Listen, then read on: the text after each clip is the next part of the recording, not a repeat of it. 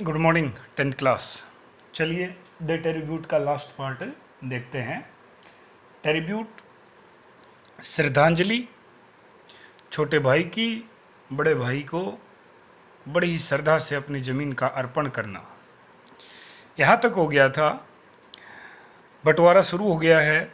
All the house hold articles, house hold का अर्थ है घरेलू, आर्टिकल्स का अर्थ होता है वस्तुएं, कि घर की सभी जो वस्तुएं हैं वर हीप्ड, पैसिव लिखा गया है। हीप का अर्थ है ढेर लगना, उनका ढेर लगा दिया गया, यानी आप समझ सकते हैं अपने आप लगेगा नहीं, तो पैसिव लिखा गया। इन द फैमिली कोर्टयार्ड, घर के आंगन में जितनी भी चीज़ें हैं, बंटवारा लगभग ऐसा ही होता है, तो सारी वस्तुएं वहाँ रख दी गई।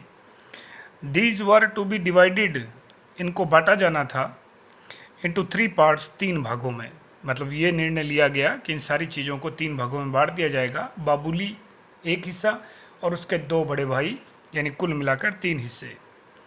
All the small things of the house, घर की सभी छोटी चीज़ें, छोटी से छोटी कह सकते हैं आप। ऑलमोस्ट एवरीथिंग मूवेबल, मूवेबल चल, जिसको इधर से उधर ले जाया जा सकता है। लगभग प्रत्येक चल, जब संपत्ति का जिक्र होता है तो हम ये बार बार शब्द काम में लेते हैं, चल और अचल संपत्ति। तो जिसको मूवेबल किया जा सकता है, ले जाया जा सकता है, वो आपकी चल होगी। ठीक है जी। स्टार्टिंग फ्रॉम दी लेडल्स, वो कह रहा है कि लेडल्स से लेकर, यानी लेडल्स का अभिप्राय ये है, जो आगे लिखा भी है देखिए, make out of coconut shell, जो नारियल के सेल से बनती है। देखिए मैं समझाता हूँ, ये नारियल का कवच है और उसको तोड़ दिया गया इस प्रकार, और 2 अलग अलग हिस्से हो गए उसको। पुराने समय में इसी बर्तन का प्रयोग करके, पुराने समय में इसी बर्तन का प्रयोग करके छाछ वगैरह डाली जाती थी, जिसको देहात की भाषा में टोकसी कहते हैं। उसको भी रख दिया गया, यानी उससे छोटा क्या होगा। And bamboo to the little box, वो कह रहे हैं कि बांस से लेकर, बम्बू यानी बांस से लेकर, और एक छोटा सा डिब्बा है, कोई एक बांस है, कोई लठ है, उसको भी वहाँ रख दिया गया कि इसका एक बंटवारा कर देना भाई। वो मैंने बताया, कोकोनट सेल, नारियल का जो कवच है बाहर जो हार्ड होता है, उसको तोड़ते हैं तो पहले उसके 2 टुकड़े करते थे और उसको छाछ या लस्सी डालने के लिए काम में लेते थे। वो भी वहाँ रख दिया। एक छोटा, आप छोटा मग टाइप में कह सकते हैं उसको, और एक बांस है वो भी रख दिया गया। एक छोटा सा बॉक्स है वो भी रख दिया गया। और बॉक्स से जुड़ी कुछ यादें हैं, देखिए। वेयर, जहाँ फादर, उनके पिता, यूज टू प्राय, कीप रखते थे, हिज बीटल का अर्थ है पान, कि उसके पिता उस बॉक्स में कभी पान रखते थे, उस डब्बे को भी रख दिया गया। ये थोड़ी आप कह सकते हैं कि इस प्रकार की सरल भाषा और सीधे शब्दों का प्रयोग करके लेखक दास बेनहूर इस बंटवारे की दर्दनाक भावना को दर्शा रहा है। द एक्स कुल्हाड़ी, द ओल्ड रेडियो सेट 2, और पुराना कोई रेडियो है वो भी रख दिया गया। हैड बीन प्रोड्यूस्ड, यानी उसको लाया गया। A long list of all these items was made, इन सभी वस्तुओं की एक बड़ी सूची तैयार की गई कि किसको क्या देना है। जैसे अब रेडियो है, उसके तो 3 टुकड़े होने वाले हैं नहीं, तो मतलब उसके मूल्य के समान कई 2 या 3 चीज़ें और भाइयों को दे दी जाएंगी। आप, आई होप आप समझ गए होंगे। इसीलिए लिस्ट तैयार की गई, सूची तैयार की गई। नथिंग वॉज स्पेयर्ड, स्पेयर्ड का था छोड़ना, कुछ भी नहीं छोड़ा गया। नाइदर द धिनकी, देखिए ध्यान से देखिए, देखिए ध्यान, ये धिनकी क्या है, ब्रैकेट में लिखा है वुडन राइस क्रशर। वो कह रहा है धिनकी, धिनकी यानी ब्रैकेट में लिखा है कि जो चावल कूटने की लकड़ी की, जिसको हम देहात की भाषा में मूसली बोलते हैं, वो, उसको भी नहीं छोड़ा। राइस चावल, क्रैशर का अर्थ था कूट के उसको निकालना, तो क्रैश वैसे कुचलना भी होता है, ये ध्यान रखना। तो इस प्रकार जो औंखली होती है और उस में कुछ डाला गया और उसको जिससे कूटते हैं, जिसे पीसते हैं, वो भी वहाँ रख दी गई। Nor the little figures of family idols, देखिए कि परिवार के जो आइडल है, आइडल्स भी आता है कई बार इसके लिए शब्द, माने मूर्ति, भगवान की मूर्ति को कहते हैं कि भगवान की जो मूर्तियां हैं वो भी रखी गई हैं। अब आप समझ रहे हैं जो बात मैंने पहले बताई, शायद अब आप भाप गए होंगे कि दास बेनूर पर्टिकुलर रूप से इन सारी चीज़ों का जिक्र क्यों कर रहा है। ऐसा वो सीधा बोल सकता है तो सारी चीज़ें रख दी गई, फिर इनको क्यों काम लिया गया। वो बता रहे हैं कि देखिए बंटवारा कितना खतरनाक है, भगवान को ये बांटा जाएगा आज, भाई ये भगवान आप रख लो, ये भगवान मैं रख लेता हूँ। आई सो, मैंने देखा, माई एल्डर ब्रदर राइज, और उसी समय मैंने अपने बड़े भाई को उठते हुए देखा। He stopped for a moment, एक क्षण के लिए वो रुका। बड़ा भाई, सबसे बड़ा भाई, शानदार भाई, बहुत ही परोपकारी भाई, एक क्षण के लिए रुका। नियर द पाइल, पाइल का अर्थ होता है ढेर, इसी का समानार्थी हीप होता है, उस ढेर के नज़दीक, ऑफ थिंग्स, जहाँ चीज़ें थी, एंड अनफासन, अब ये और मार्मिक ढंग से दिखाएगा, देखना आप, अनफासन का अर्थ है खोल देना। द स्ट्रैप, फीता, ऑफ हिज रिस्ट वॉच, कलाई घड़ी, वो उसकी कलाई पे बंधी हुई थी। कोई नहीं बोलता कि ये भी दे दो, इसका भी बंटवारा होगा, लेकिन उसका भाई देखो कुछ रखना नहीं चाहता, और वो गया उस ढेर के पास और अपने हाथ पे बंधी कलाई घड़ी को भी खोल दिया। एंड प्लेस्ड इट, और उसको रख दिया, ऑन द हीप, ढेर पे, विद अदर थिंग्स, अन्य चीज़ों के साथ।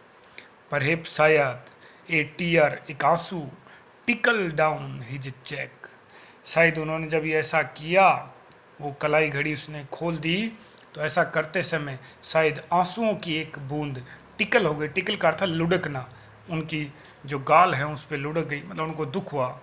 विद ए हैवी साई, और गहरी आह भरते हुए, ही लेफ्ट द प्लेस, उन्होंने वो जगह छोड़ दी।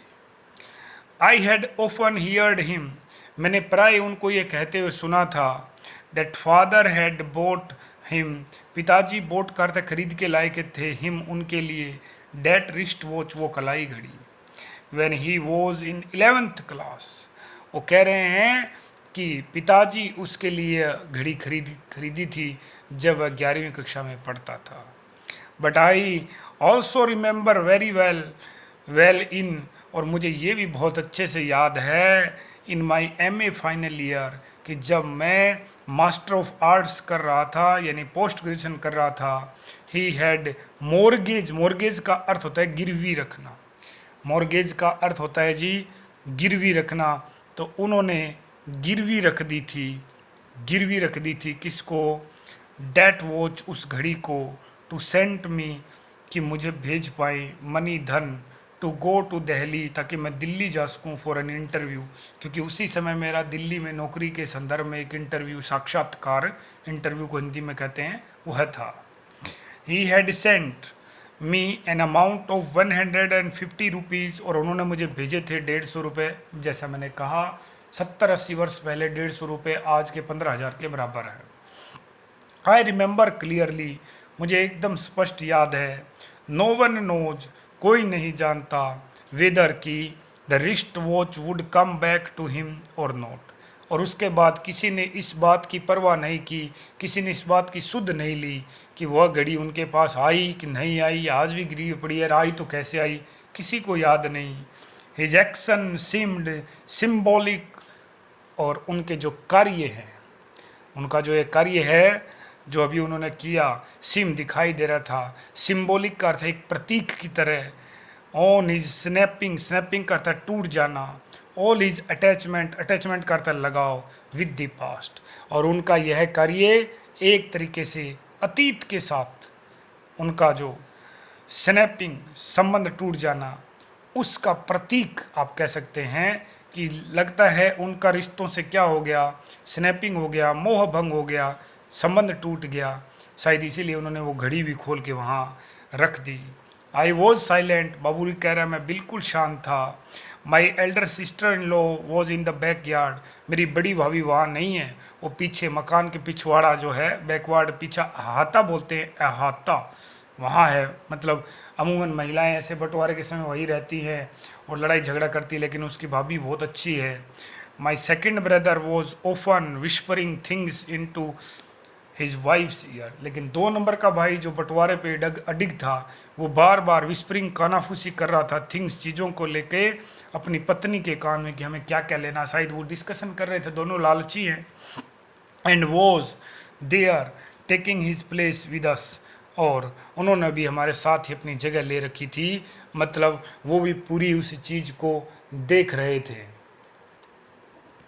आगे देखिए, it was like the butcher's knife going to stone to sharpen itself. और उस पूरी क्रिया को देखकर ऐसा लग रहा था जैसे एक बचर यानी कसाई, शार्पन यानी तेज करना, पैनापन करना नाइफ चाकू को, स्टोन यानी पत्थर पे। उन सारी चीज़ों को देख के ऐसा लग रहा था कि मानो कसाई पत्थर पे अपना चाकू क्या कर रहा है, तेज कर रहा है कि अभी उसको काटने वाला है, यानी घर को टुकड़ों में बांट देगा, ऐसा वो कह रहा है।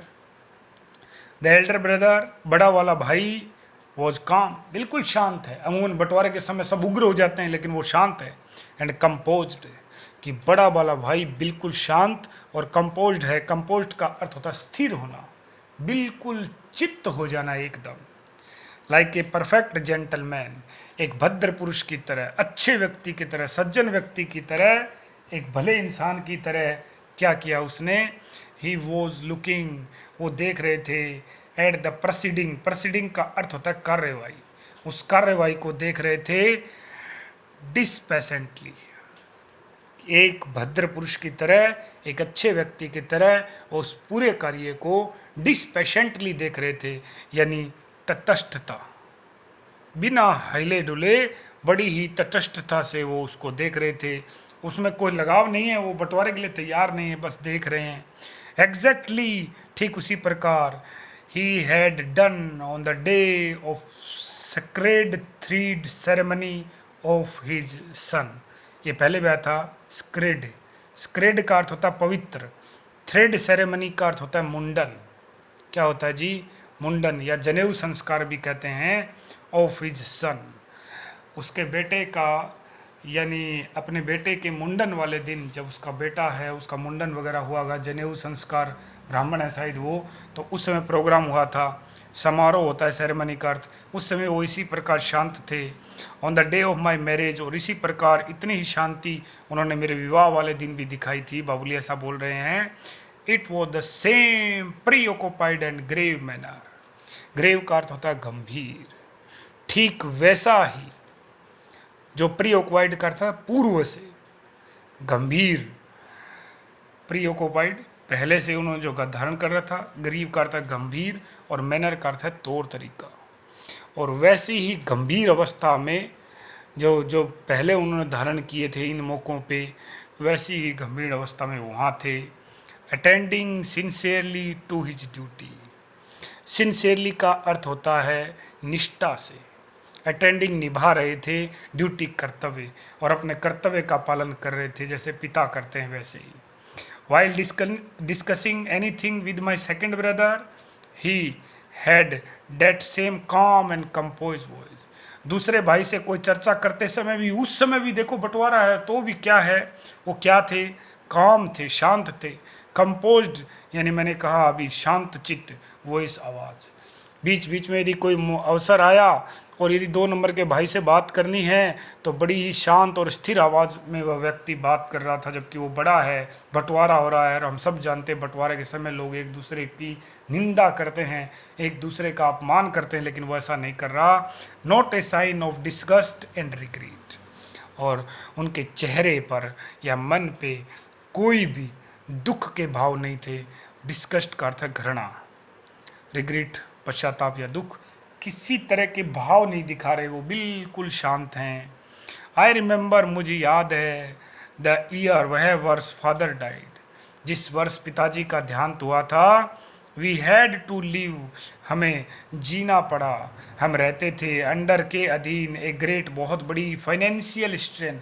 फाइनेंशियल का अर्थ होता है जी आर्थिक, और स्ट्रेन का अर्थ होता है दबाव। हमारे अंदर बहुत ज़्यादा आर्थिक दबाव था, मतलब पैसे नहीं थे, बिल्कुल भी तंगी के दिन थे। इट वॉज विंटर, और उस समय जब पिताजी का देहांत हुआ सर्द ऋतु थी, बहुत ज़्यादा ठंड गिर रही थी। The chill was at its height, यहाँ चिल का अर्थ है ठंड, और ठंड बहुत ज़्यादा थी। एट इट्स हाइट्स का अर्थ है चरम सीमा पे थी। वी हैड, हमारे पास थे, लिमिटेड सीमित नंबर संख्या और ब्लैंकेट कंबल, यानी सीमित संख्या में कंबल थे, इतने नहीं थे कि 2-4 कंबल किसी एक को दे दे। The cold was so biting, ठंड इतनी ज़्यादा बिटिंग थी, बिटिंग का अर्थ होता है कपकपी पैदा कर दे, पर्टिकुलरली विशेष रूप से एट मिड नाइट, आधी रात को बहुत ज़्यादा ठंड बढ़ जाती है सर्द ऋतु में। That one blanket was not enough for one, इतनी ज़्यादा ठंड हो जाती थी, एक व्यक्ति के लिए एक कंबल पर्याप्त नहीं था, यानी बहुत ज़्यादा ठंड उस समय गिरती थी। दैट नाइट, और मुझे आज भी याद है कि उस रात, I was sleeping in the passage room, passage का अर्थ है गलियारा, बरामदा कह सकते हैं आप, कि मैं उस दिन बरामदे में सो रहा था। पुरानी बात याद कर रहा जब पिताजी का देहांत हुआ और ठंड गिर रही थी। When I woke up in the morning, जब मैं सुबह उठा, I found, मैंने पाया, my elder brother's blanket on me, बड़े भाई ने अपनी ब्लैंकेट रात को मुझे ही डाल दी थी, मेरे ऊपर डाल दी थी ताकि मुझे ठंड ना लगे। क्या भाई है बाबूली का, शानदार। एडिड टू माइन, यानी मैंने जो ओढ़ रखी थी उसी के ऊपर अपनी चादर को भी डाल दिया। अर्ली एट डॉन, बहुत सुबह, डॉन होता उषा काल, बहुत सुबह ही लेफ्ट फॉर द फील्ड्स, वो खेतों के लिए निकल गए थे। Without a blanket on his shoulder, और बिना कंबल ओढ़े, कंबल नहीं ओढ़ रखा उन्होंने, ऐसे ही जा रहे हैं, शोल्डर यानी कंधों पे कंबल डाल नहीं रखा, क्योंकि वो तो बाबूली को डाल दिया। If he had been asked why, और यदि कोई पूछ भी लेता कि भैया आपने इतनी ठंड में कंबल क्यों नहीं डाल रखा, he would have surely said, वो पक्का कहते, इन यूजुअल मैनर, अपने साधारण तौर तरीके से, that he didn't feel the cold, ठंड लगती नहीं, बोले मुझे कहाँ है ठंड, ऐसा बोलते, वो दिखावा करते, ठंड तो लगती, स्वाभाविक बात है, हर इंसान को लगती, लेकिन वो बाबूली का भाई, आप कह सकते हैं कि बाबूली के लिए किसी भगवान के रूप से कम नहीं है। Now I have a comfortable income, हालांकि अब मैं अच्छा पैसा कमा लेता हूँ, कंफर्टेबल ठीक ठाक इनकम, पैसे कमा लेता हूँ। बाबूली कह रहा है कि अब मैं अच्छे पैसे कमा लेता हूँ क्योंकि वो नौकरी लग चुका है। Yet I had never occurred to me, लेकिन फिर भी ये कभी मेरे दिमाग में नहीं आया, टू थिंक, कि मैं सोचूं, और बाइंग, खरीदने की, एनी वार्म, कोई भी गर्म क्लोथ, कपड़ा, फॉर माई एल्डर ब्रदर। लेकिन मैं भी देखो कितना गिरा हुआ हूँ कि आज तक मैंने कभी नहीं सोचा कि अपने उस बड़े भाई के लिए गर्म कपड़ा खरीद लूँ, अपने आप को कोसेगा वो।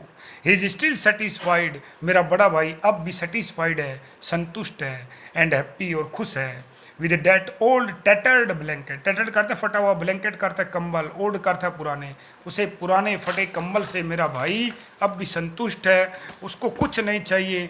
यानी आप कह सकते हैं एक तरीके से बाबूली का भाई एक उदाहरण है समाज में, आप ये कह सकते हैं एक बहुत बड़ा उदाहरण है कि इस प्रकार का प्रेम, इस प्रकार की निष्ठा अपने छोटे भाई के प्रति, इस तरह की कर्तव्य परायणता अपने छोटे भाइयों के प्रति शायद ही आपको देखने को मिले, और वही वो कर रहे हैं। अब वो कैसा कंबल है देखिए, that he had covered me once, एक बार जब वो फटा पुराना कंबल जो उन्होंने मेरे ऊपर डाला था वो उससे संतुष्ट है। The same blanket was there before me, और वही कंबल मेरे सामने था, क्योंकि वो कहाँ पड़ा हुआ है, with all the other things, वो जो चीज़ों का ढेर लगा है आंगन में, वहीं वो कंबल भी पड़ा है। उसको कंबल देख के याद आ गई पुरानी बातें। आई शिवर्ड विद द कोल्ड, वो कह रहा है कि मैं ठंड से, कैसी ठंड देखिए, एंड माई ओन इनग्रेटिट्यूड, देखिए इनग्रेटिट्यूड, कृतघ्नता, कौन सी, कृतघ्नता, कृतघ्नता यानी किए गए उपकार को न मानने वाला, कृतघ्न मानने वाला। और देखिए सीवर्ड विद कोड का अर्थ होता है जी ठंड से, और अपनी कृतघ्नता से मैं काँप रहा था, उसको दुख हो रहा था, देखो मैं कितना गिरा हुआ हूँ। द प्रोसेस ऑफ डिवीजन, बंटवारे की प्रक्रिया, वॉज फाइनली ओवर, आखिरकार बंटवारे की प्रक्रिया जो है वो पूरी हो गई। Whatever the second brother demanded, 2 नंबर के भाई ने जो भी, वाट एवर करता जो भी, डिमांडेड करता मांगा, माई एल्डर ब्रदर गेरेड एग्रीड इट, मेरा बड़ा भाई उससे सहमत हो गया, विद ए स्माइल, मुस्कुराते हुए। ये भी बड़ा शानदार उदाहरण है, संभव नहीं है क्योंकि बंटवारे के समय सबको अच्छी अच्छी चीज़ें चाहिए, लेकिन बड़ा भाई तैयार रहा। माई second brother propose two by, और उसके बाद मेरे 2 नंबर के भाई ने प्रपोज यानी प्रस्ताव डाला मेरे सामने कि मैं खरीदना चाहता हूँ द शेयर ऑफ लैंड, कि तुम्हारी ज़मीन का हिस्सा, शेयर का अर्थ हिस्सा, मुझे बेच दो, तुम क्या करोगे। आखिर आपको याद आया, बाबूली की पत्नी भी तो यही चाहती थी। That was given to me, जो मुझे दिया गया, and offered 18,000 rupees as the price, कि 18,000 रुपये मैं आपको दे दूंगा। और बाबूली ने कितने एक्सपेक्ट किए थे? 20,000, यदि आपको याद हो तो। 2 नंबर का भाई उसकी ज़मीन खरीदने को तैयार है। एल्डर ब्रदर उसकी ज़मीन नहीं खरीद रहा क्योंकि उसके पास इतने पैसे नहीं हैं। इन द इवनिंग, शाम के समय, माई एल्डर ब्रदर, मेरा बड़ा भाई, टुक मी, मुझे लेके गया, अलोंग विद हिम, अपने साथ, टू शो, दिखाने के लिए, मी, मुझे, द पैडी फील्ड्स, धान के खेत, that were to be mine, जो मेरे हो गए थे। कि शाम को वो मुझे खेतों में ले गया और जो जो खेत मेरा हिस्सा बनने वाले थे यानी मेरे बनने वाले थे वो मुझे दिखा रहा था। आई क्वाइटली फॉलोड हिम, मैं चुपचाप अपने भाई के पीछे चल रहा था। बाबूली बोल रहा है, we moved from boundary to boundary. वो कह रहा है कि हम एक खेत की जो बाउंड्री है, मेड जिसको बोलते हैं, उससे दूसरे खेत की मेड पे जा रहे थे। एवरीवेयर, और खेत में हर जगह, आई कुड फील, मैं महसूस कर सकता था, द इम्प्रिंट, इम्प्रिंट का अर्थ निशान, ऑफ हिज फिट, उनके पैरों के, हिज पाम, उनकी हथेलियाँ, हिज फिंगर्स, उनकी उंगलियाँ, सारी जगह नजर आई थी क्योंकि भाई खेत पे काम करता था दिन रात। On the bosom of paddy fields, paddy धान के, फील्ड का अर्थ खेत, कि धान के जो खेत थे उनकी बोस्म, बोस्म का अर्थ होता है ऊपर का जो स्थल होता है, पेड़ पौधों का ऊपर का जो है उसको बोला जाता है। उस पर क्या चमक, स्पार्कल्ड, क्या चमक रहा था? द पर्ल, मोती, of my elder brother sweat. Elder बड़ा भाई, स्वेट करता पसीना, यानी मान लो धान का यदि ये पौधा है, आप इधर देखें, ये मान लो उसका एक पौधा है ऐसा, तो यहाँ मोती के रूप में मेरे भाई का पसीना चमक रहा था। He was showing me the fields, वो मुझे खेत दिखा रहे थे। एज ए फादर, मानो एक पिता, वुड इंट्रोड्यूस, परिचय करा रहा है, ए स्ट्रेंजर, एक अजनबी का, टू फैमिली मेम्बर्स, परिवार के सदस्यों से, उसी प्रकार वो मुझे मेरे खेत जो हैं उनसे परिचय करा रहे थे। इन द मॉर्निंग, और सुबह, I was to leave for Bhubaneswar, सोमवार की सुबह उनको भुवनेश्वर के लिए निकलना था। आई हैड नो करेज, मेरे अंदर साहस नहीं था, to meet my elder brother, कि मैं बड़े भाई का आमना सामना कर सकूँ। बिफोर लिविंग, जाने से पहले, for the bus stop, bus stop जाने से पहले, I had handed over the same slip of paper to my elder sister in law. वो कह रहा है कि जाने से पहले, बस स्टॉप पर जाने से पहले, मैंने कागज़ की वही पर्ची जिस पे क्या लिखा था, वो which had the details about my share, जिसमें मेरे हिस्से का विवरण लिखा था, वो किसको थमा दी? वो मैंने अपनी बड़ी भाभी को पकड़ा दी। Writing on the back side of that slip, और उस पर्ची के पीछे मैंने लिख दिया। आई हैड आस्क्ड हर, और मैंने अपनी पत्नी, अपनी भाभी से कहा, टू डिलीवर इट, ये दे देना, डिलीवर करते दे देना, इट, ये पर्ची के लिए आया, टू माई एल्डर ब्रदर, कि मेरे बड़े भाई को दे देना। एंड स्टिडली स्लिप्ड आउट, स्टिल कर चोरी छुपे, चुपचाप, स्टिल से बना, ध्यान से देखना, स्लिप्ड आउट करता निकल गया आवर हाउस, अपने घर से। आई हैड रिटन, और मैंने उसमें लिखा था, ब्रदर, भाई। बाबूली का पत्र देखना, शायद आपकी आंखें नम हो जाएं। What shell I do with the land, मैं ज़मीन का क्या करूँगा? मुझे नहीं चाहिए ज़मीन। यू आर माई लैंड, आप मेरी ज़मीन है। फ्रॉम वेयर, जहाँ से, I could harvest everything in life, जहाँ से मैंने अपने जीवन की सब कुछ प्राप्त किया है, सारी फसल मैं काट चुका हूँ, मैंने आपने पढ़ाया लिखाया, नौकरी लगाया।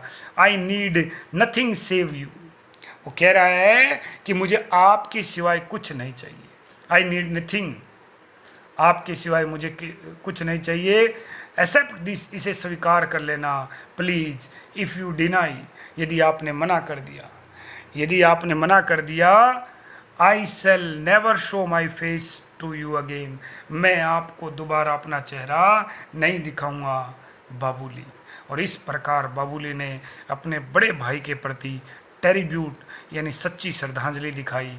यानी एक तरीके से ये पाठ कुछ शिक्षा तो देता है, और वो आप सब शायद समझ भी गए होंगे कि हमारा भी कुछ कर्तव्य बनता है बड़ों के प्रति, और बड़ों को ये सिखाता है कि हमारा भी कुछ कर्तव्य बनता है छोटों के प्रति। इस प्रकार आपका ये पाठ कंप्लीट हुआ। क्वेश्चन आंसर आज आपको मिल जाएंगे।